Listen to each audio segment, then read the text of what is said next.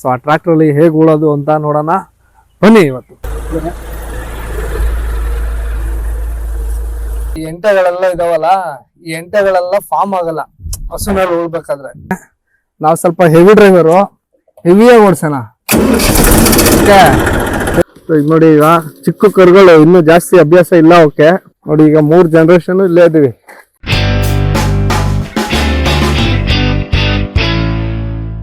Hi, ಎಲ್ರಿಗೂ ನಮಸ್ಕಾರ, welcome to our channel.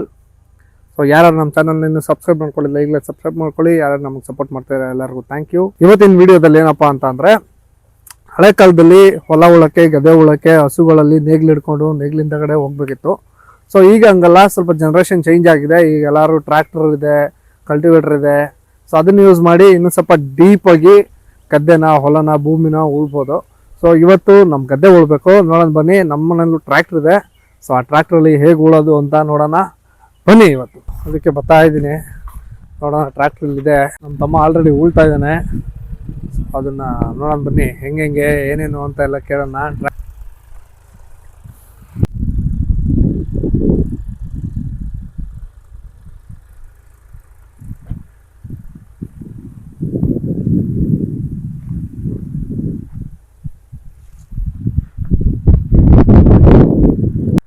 ನೋಡಿ, ಆಲ್ರೆಡಿ ಉಳ್ತಾ ಇದ್ದಾನೆ ನನ್ನ ತಮ್ಮ.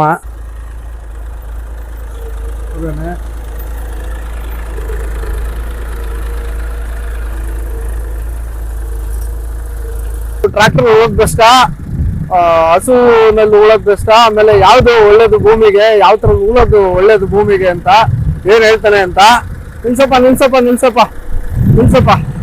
ನೋಡಿ, ನೋಡೋಣ ಉಳ್ತಾ ಇರೋದು. ನೋಡಿ, ನನ್ನ ತಮ್ಮ ಮಧುಕುಮಾರ ಅಂತ. ಈಗ ಉಳೋದ್ ಬೆಸ್ಟ, ಹಸುನಲ್ಲಿ ಉಳೋದ್ ಬೆಸ್ಟ, ಆಮೇಲೆ ಯಾವ್ದು ಒಳ್ಳೇದು ಭೂಮಿಗೆ ಅಂತ ಹೇಳಪ್ಪ ನೋಡೋಣ. ಹೆಂಗೆ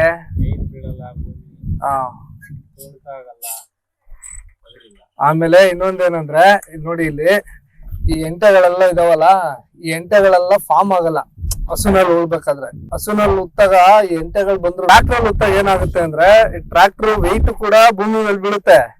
ಪ್ಲಸ್ ಇನ್ನೊಂದೇನಂದ್ರೆ, ಈ ತರ ದೊಡ್ಡ ದೊಡ್ಡ ಎಂಟೆಗಳು ಫಾರ್ಮ್ ಆಯ್ತದೆ.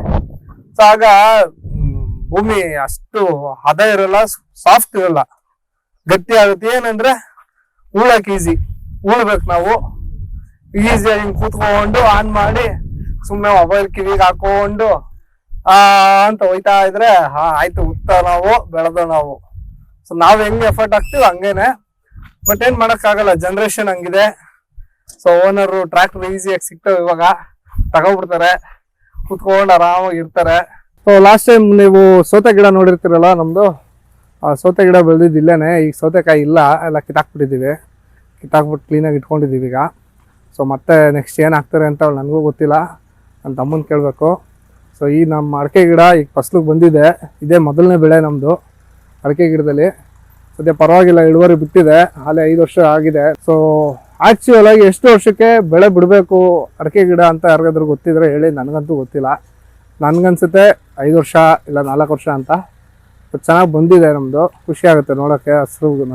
ಭೂಮಿನ ಉಳುಮೆ ಮಾಡೋಕ್ಕೆ ಸೂಕ್ತವಾದ ವಿಧಾನ ಅಂತಂದರೆ, ನಮ್ಮ ಪೂರ್ವಜರು ಹಳೆ ಕಾಲದಲ್ಲಿ ಯೂಸ್ ಮಾಡ್ತಿದ್ರಲ್ಲ, ಎತ್ತಿಗೆ ನೇಗ್ಲು ಕಟ್ಬಿಟ್ಟು ಸೊ ಎತ್ತಲ್ಲಿ ಉಳುಮೆ ಮಾಡ್ತಿದ್ರಲ್ಲ ಭೂಮಿನ, ಅದೇ ವಿಧಾನ ಸೂಕ್ತ. ಯಾಕೆ ಅಂತ ಕೇಳಿ, ಯಾಕೆ ಅಂದರೆ ಟ್ರ್ಯಾಕ್ಟ್ರಲ್ಲಿ ಉತ್ತರೆ ಟ್ರ್ಯಾಕ್ಟ್ರ್ ವೆಯ್ಟು ಭೂಮಿ ಮೇಲೆ ಬಿದ್ದು ಅದು ಕಂಪ್ರೆಸ್ ಆಗುತ್ತೆ.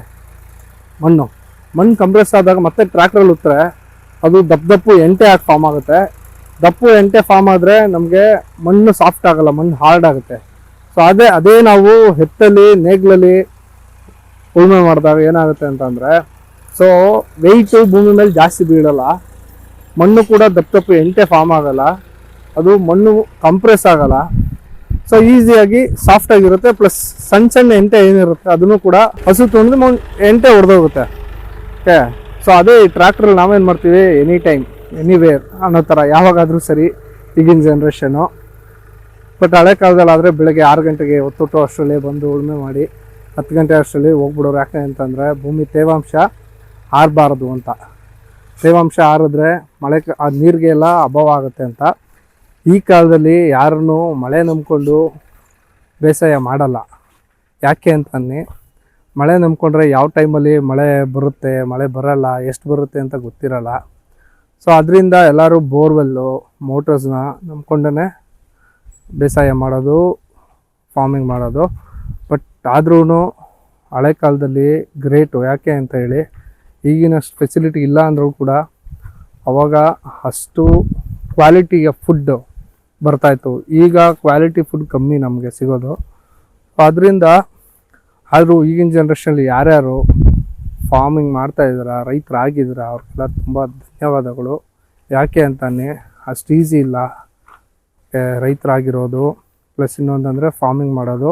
ಬಟ್ ಭೂಮಿ ತಾಯಿ ಯಾವ ಥರ ಅಂತಂದರೆ, ನೀನು ಕಸ ಎಸಿ ನಾನು ನಿನಗೆ ರಸ ಕೊಡ್ತೀನಿ.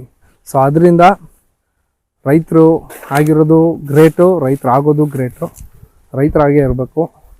ಎಲ್ಲೇ ಹೋದರೂ ನಾವು ರೈತತನನ ಬಿಟ್ಕೊಡ್ಬಾರ್ದು. ಬನ್ನಿ, ಇಷ್ಟೊತ್ತು ನನ್ನ ತಮ್ಮ ಕೂತಿದ್ದಾನೆ.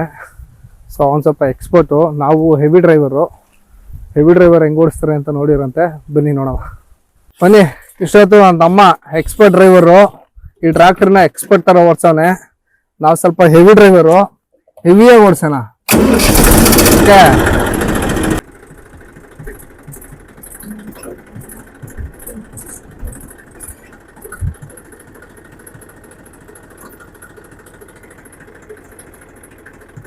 ಬನ್ನಿ ಈಗ ಸ್ಟಾರ್ಟು.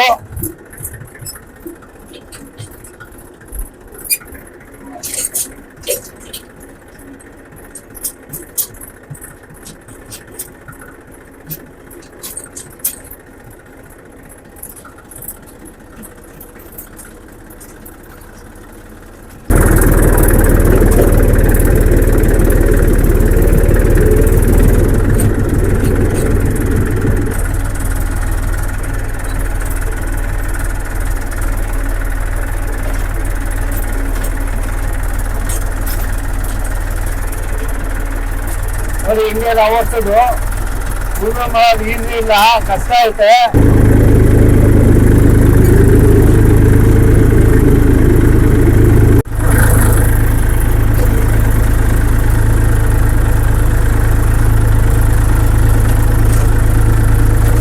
ಕಷ್ಟ ಐತೆ, ಈಸಿ ಇಲ್ಲ ಉಳುಮೆ ಮಾಡೋದು.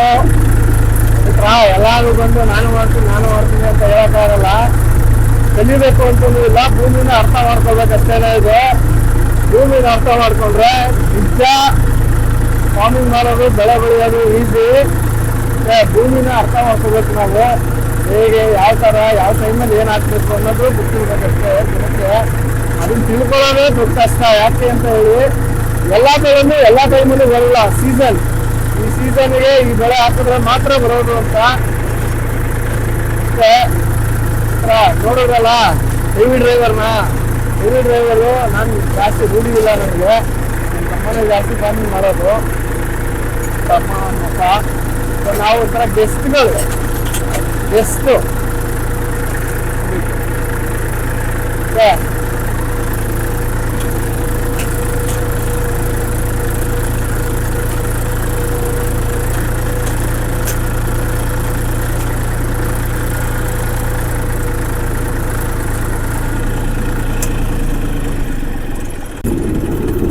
ಒಳ್ಳೇದು.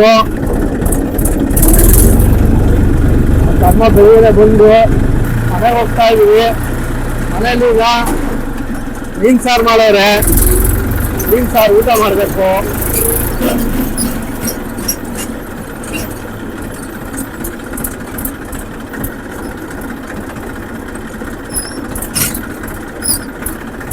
ಮೀನು ಸಾರು ಊಟ ಮಾಡಿ, ನಾನು ಸ್ವಲ್ಪ ಹೆವಿ ಡ್ರೈವರು, ಟ್ರ್ಯಾಕ್ಟರ್ ಓಡಿಸೋದ್ರಲ್ಲೆಲ್ಲ ಎಕ್ಸ್ಪರ್ಟ್ ಏನಲ್ಲ, ಹೆವಿಗೆ ದೊಡ್ಡ ಹೆವಿ ಡ್ರೈವರು.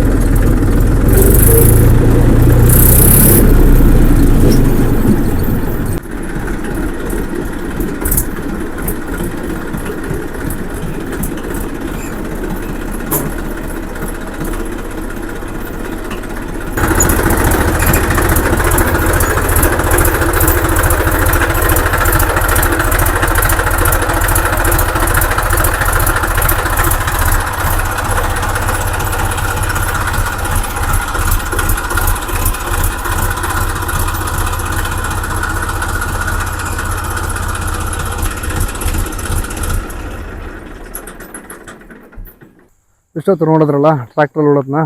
ಸೊ ಈಗೇನಪ್ಪ ಅಂತಂದರೆ ಈಗ ನಮ್ಮ ತೋಟದೊಳಗಡೆ ಹೋಗ್ತಾ ಇದ್ದೀನಿ. ಸೊ ಇದು ಈಗ ನಮ್ಮ ತಂದೆ ಕೆಳಗಡೆ ಓರಿಗಳಲ್ಲಿ ನೇಗ್ಲಲ್ಲಿ ಉಳ್ತಾ ಇದ್ದಾರೆ. ಸೊ ಅದು ಹೇಗೆ ಉಳ್ತಾರೆ, ಹೇಗಿರುತ್ತೆ ಆ ಎಕ್ಸ್ಪೀರಿಯೆನ್ಸು ಅಂತ ತೋರಿಸ್ತೀನಿ ಬನ್ನಿ. ಓಕೆ. ಸೊ ಏನಪ್ಪ ಆಗಲೇ ತಮ್ಮ ಟ್ರ್ಯಾಕ್ಟರ್ ಉಳ್ತಾ ಇದ್ದ, ಈಗ ತಂದೆ ಓರಿಗಳಲ್ಲಿ ಉಳ್ತಾ ಇದ್ದಾರೆ ಅಂತೆಲ್ಲ. ವಿಚಾರ ಏನಂದರೆ ನಮ್ಮ ತಂದೆಗೆ ಸ್ವಲ್ಪ ಹಸು ಕರು ಸಾಕಬೇಕು ಅನ್ನೋ ಕ್ರೇಜ್ ಜಾಸ್ತಿ. ಅದಕ್ಕೆ ಅವರು ಕರುಗಳು ಹಸುಗಳನ್ನ ಜಾಸ್ತಿ ತೊಗೊಂಬರ್ತಾ ಇರ್ತಾರೆ, ಚೇಂಜ್ ಮಾಡ್ತಾ ಇರ್ತಾರೆ. ಬನ್ನಿ ಹೋಗೋಣ, ನೋಡೋಣ ಇಲ್ಲಿ ಉಳ್ತಾ ಇದ್ದಾರೆ. ಸೊ ಈಗ ನೋಡಿ ಜೂನಿಯರ್ ಸಾರು ಬಂದಿದ್ದಾರೆ ಈಗ ಇಲ್ಲಿಗೆ. ಆಗ್ಲೇ ಹೇಳಿದ್ನಲ್ಲ ಒಬ್ಬರು ಇಲ್ಲಿ ಓರ್ಗರುಗಳಲ್ಲಿ ತೋಟ ಉಳ್ತಾವ್ರೆ ಅಂತ. ಸೊ ಆಗ್ಲೇ ನೀವು ಟ್ರ್ಯಾಕ್ಟರ್ದು ನೋಡಿದ್ರಿ, ಈಗ ಓರ್ಗರುಗಳದ್ದು ಉಳೋದನ್ನ ನೋಡಂತಾರ್ರಿ.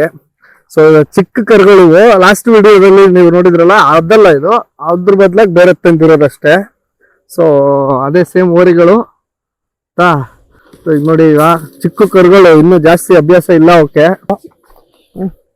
ನೋಡಿ